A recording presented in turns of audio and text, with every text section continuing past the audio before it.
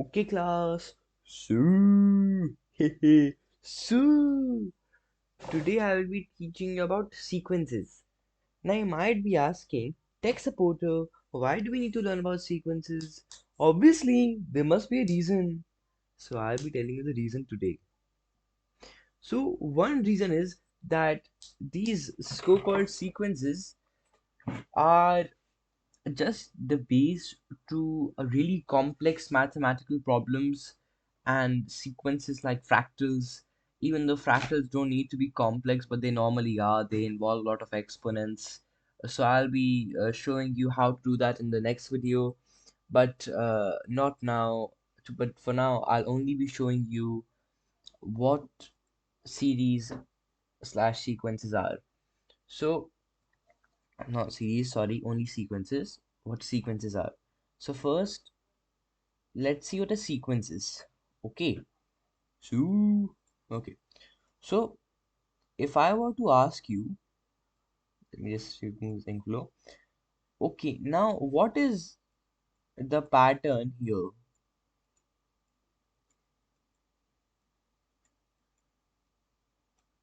Now, first of all, you might think that this is counting, but in terms of pattern, when I'm saying what is common between all of these numbers?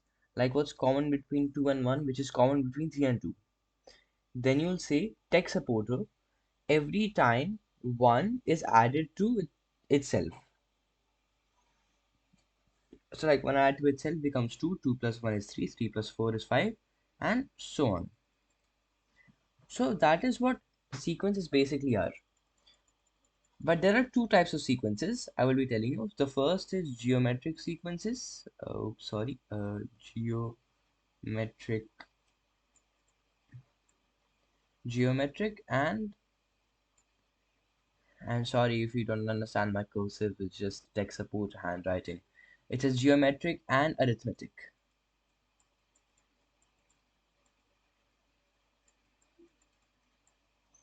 Arithmetic sequences and geometric sequences. So now I'm going to be showing you what arithmetic sequences are. It's also known as progression, by the way. It's also known as progression. Also, you can get into really detail with this, so I'm going to only teach you the basics for now. And after like some lessons, or no, not some lessons, but after a few videos, I'll teach you about this in complex form. Okay, so first let's talk about arithmetic progression. So arithmetic progression is so it's basically when we have the same factor, and when you say the same factor, it's a common ratio. So for example, we have 1 2 3. The common factor here is 1. So that is going to be a factor because every time 1 is added, so that's the wave factor. So that's what it means by factor. But arithmetic progression is basically when the factor is added or subtracted. Okay, I'll show you an example of an arithmetic progression. It's like, so we have excuse me class, I'm just coughing a little. It's fine. So we have 6 minus, sorry, and we have 6, we have 3, and then we have 0, and then we have minus 3, and then we have minus 6. Okay, so as you can see, every time this number here decreases by 3, right? So the question now is, how do we make a formula for this? Because if you don't know me, I am the most, or any tech supporter is the most equation based person on this planet. Like if we were given a question that has to visualize something, we best believe we're going to make an equation out of it. And it's really important to know about how you can make equations because it can help your problem solving skills. And uh, since I'm going to be teaching you about really techie things soon in the upcoming videos, or like 2 or 3 videos, so yeah, you need to be really good with the problem solving skills, and I will make that happen. So let's say that this term here, 6 here, is the first term. Okay, this is the first term,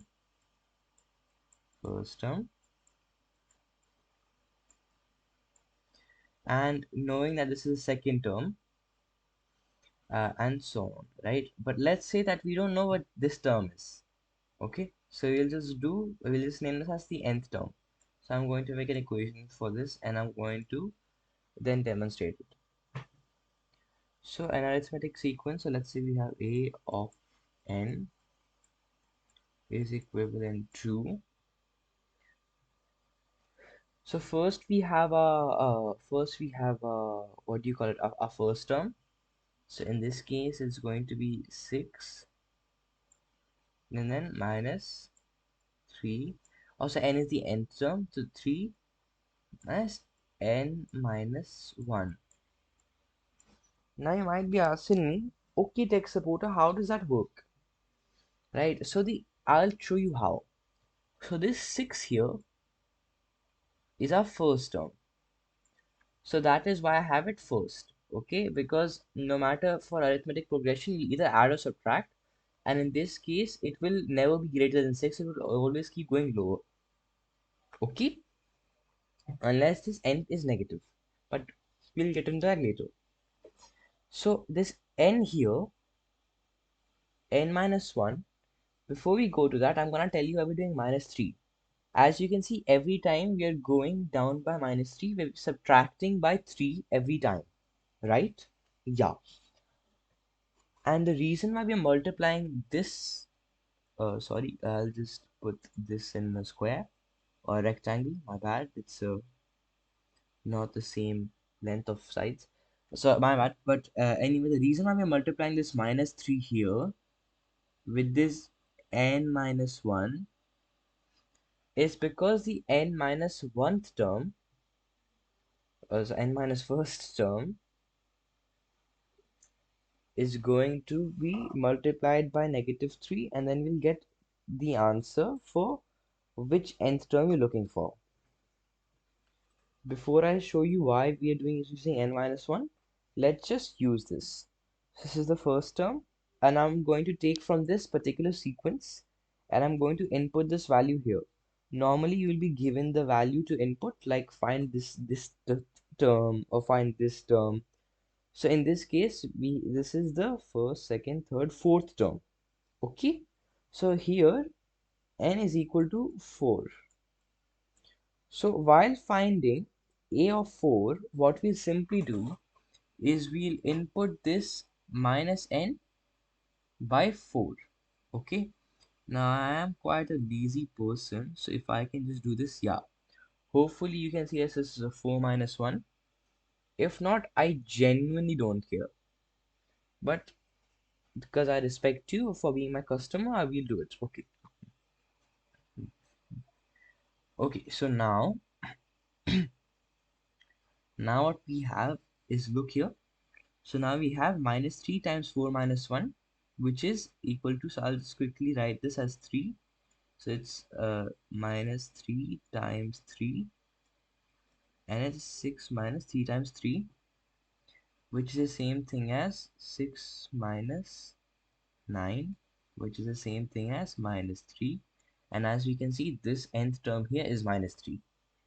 But let me go back and show you why we're using n minus 1 first, just so you have some level of clarity.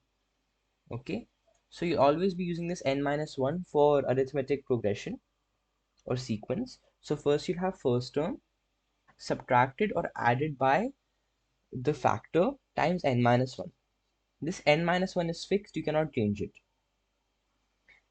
But the reason why we have n minus 1 is because, look, because we have the first term, if this was to be the 0th term, that would mean that 0 minus 1 would become minus 1 times minus 3, which would become 9. So already this is not equivalent to the first term here. And also, if you can see, the first term is already given as 6 because there is no term behind it. This is a starting term, and then it goes down from there only, which is why we have n minus 1, because since this is the first term, if we have n minus 1 where n is 1, we will get 1 minus 1 only, right? Obviously. And then we'll multiply this minus 3 by 0, and we'll get 0. And since this is a minus symbol here, this will basically be 6 plus or minus 0, which is the same thing, which is 6. Therefore, this is proven.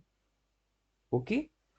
Now, if you're not clear with this, it's fine. Just rewatch this video again and you'll understand it, because there are some Android illiterates who do not know how to do maths. But don't worry, Indian tech supporter is always here to help you in case of an emergency. So now I will be teaching about geometric progression. Now you'll be like, oh man, what is this, yaar? I don't like this. So no problem. I'll help you out. So let's say I'm going to write a sequence again. Okay.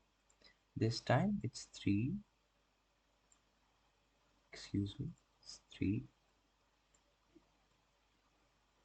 I don't think I should have chosen this because this can be written as an exponent, but I'll take it. 3, 9, 27, 81, and 243. This is the progression we have for now, and as we can see, I've just used 3 as an easy example. It's the same if you didn't use 3, but 9 divided by 3 is 3, 27 divided by 9 is 3, 81 divided by 27 is 3, and 243 divided by 81 is 3, right? Yeah. So now what we're going to do is we're going to make a formula for this as well. So we're going to write, let's say we have a geometric sequence of n. So we have g of n equal to, also this I've just written just so you guys know when I'm talking about geometric or arithmetic sequence. This is not required. You can just have f for function of n, but we roll. Okay. So first you can clearly see that we have this value. Okay. So we need the first term. So we'll be multiplying by 3 because it's the first term, and then we'll multiply with the common factor, which is also 3.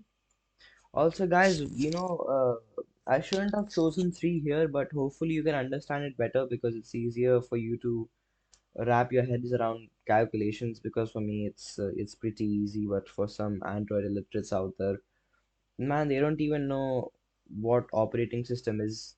But it's really tough for the Android people, man. They're still stuck with technology which was made by Apple 10 years ago. Anyway, enough roasting them. We have the common factor here amongst these, which is 3.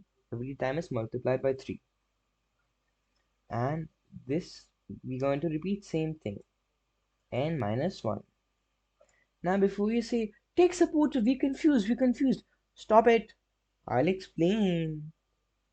So look, like last time, we first have our common value. So not a common, our first value. But here we're multiplying